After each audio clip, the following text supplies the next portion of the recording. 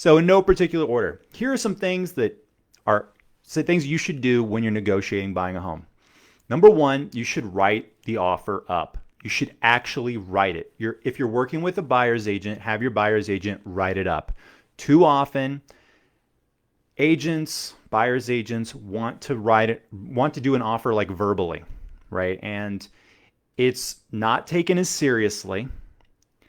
And there's really not a guarantee that it ever got to the seller. So if you're trying to negotiate, you want to make sure that your agent actually got it out the door, and you want to make sure that it actually got in front of the seller. You're a lot more protected that way. And also, it's taken more seriously. I have seen many times where a seller says no to something verbally, but then later, when it's put in writing, they have a completely different perspective on it. The reality of seeing it in writing and having the opportunity to actually sign this document and then be done with their house, they're more interested in it at that point. So write up the offer. That's number one.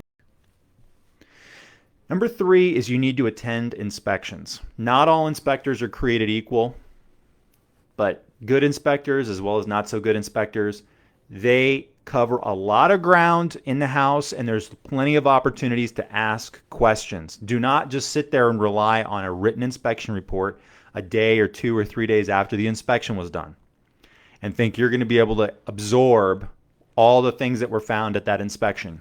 You need to be there. You need to ask questions. Why? Why is that important for negotiations? Because you need to know what the hell you're talking about.